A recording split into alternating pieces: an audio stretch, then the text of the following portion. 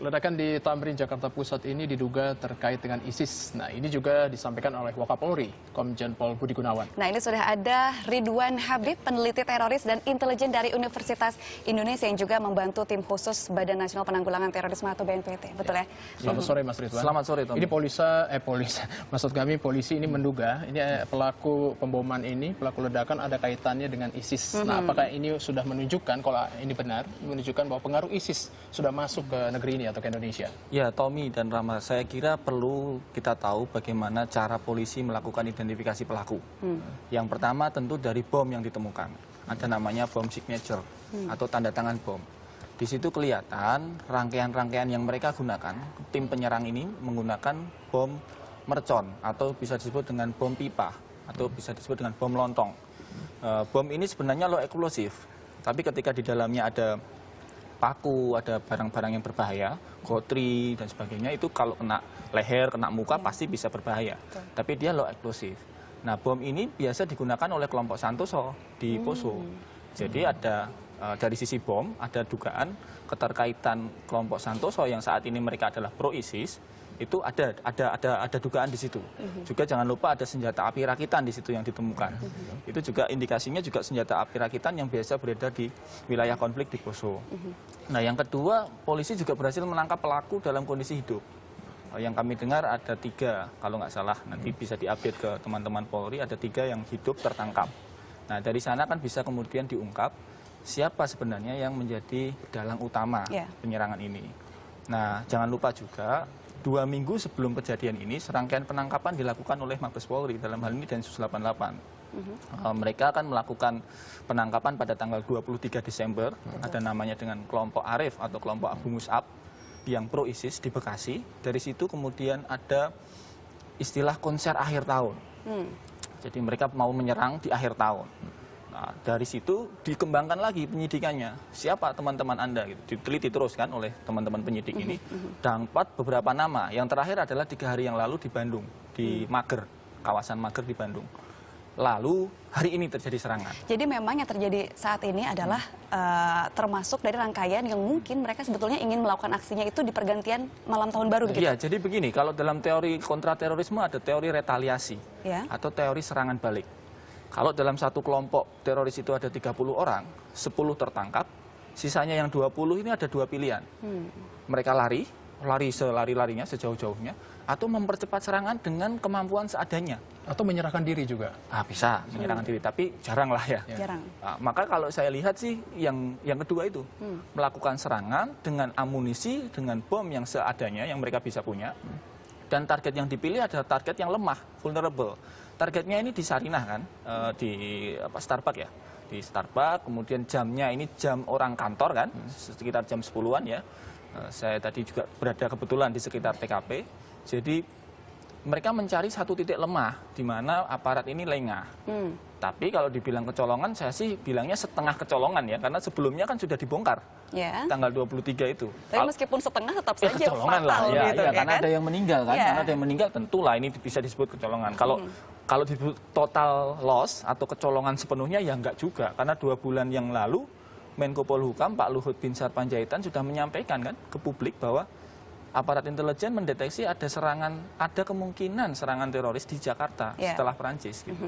Nah, dari tadi kita berbicara soal ISIS.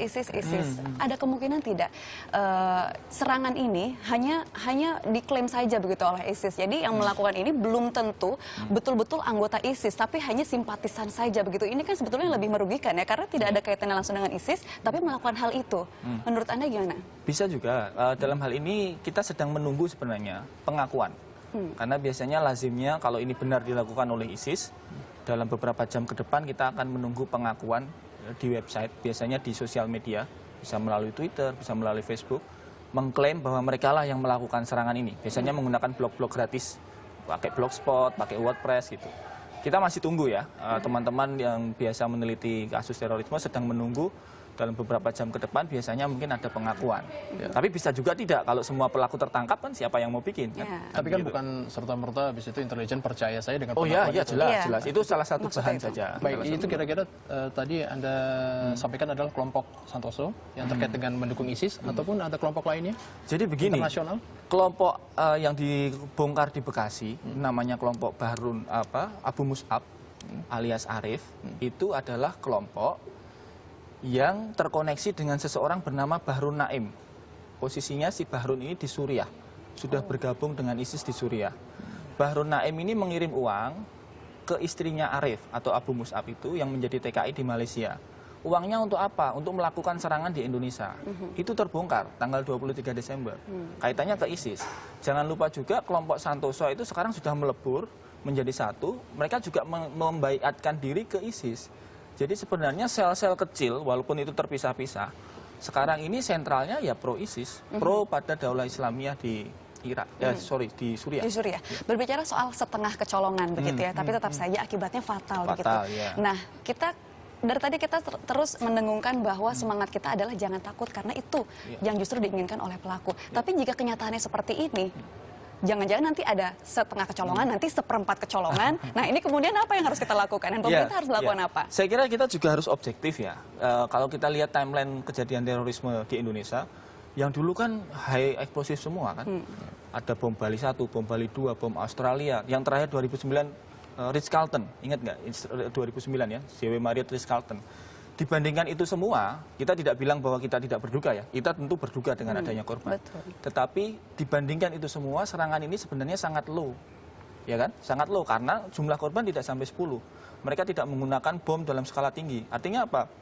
Sebenarnya upaya pemerintah untuk melakukan pengawasan, pembatasan bahan peledak, pengawasan kepada kemungkinan-kemungkinan tersangka itu sudah jalan. Memang masih ada sel-sel yang belum bisa sepenuhnya dikendalikan atau dikontrol pengawasannya oleh pemerintah. Dan ini memang ada satu simpul ideolognya, namanya Ustadz Aman Abdurrahman. Dia ini terpidana, sekarang berada di Lapas Nusa Kambangan, di Kembang Kuning. Lapas Kembang Kuning, Nusa Kambangan. Beliau ini adalah salah satu ideolog pro-ISIS di Indonesia. Yang walaupun sudah dipenjara, beliau masih bisa menulis dan menyebarkan ide-ide tentang ISIS di Indonesia. Nah, ini tentunya pemerintah harus, menurut saya ya, saran, pemerintah bisa segera menemui Ustadz Aman Abdurrahman. Apalagi kalau nanti ini terbukti, kita belum menyatakan 100% bahwa ini ISIS ya. Teman-teman penyidik mengatakan kemungkinan besar ini ISIS karena 80% dari tersangka maupun dari bahan peledak yang ditemukan. Tapi kalau benar ini nanti ada kaitan dengan kelompok pro-ISIS, baik itu Bahrun Naim atau kelompok Santoso, saya kira Ustadz Aman Abdurrahman perlu ditemui. Dalam hal ini Kementerian Agama ya, mungkin Mas Lukman Hakim Saifuddin, perlu bertemu dengan beliau dan berdialog, karena salah satu ideolog besar pro-ISIS di Indonesia ya tinggal beliau. Jangan lupa Ustadz Abu Bakar Basir, dulunya anti-ISIS. Baik. Tapi setelah ketemu dengan Ustadz Aman jadi pro-ISIS di Nusa Kambangan. Jadi harus segeralah pemerintah menemui beliau. Betul. Ini terkait upaya dari pemerintah, Mas Doni, kita tahan dulu sejenak perbincangan kita.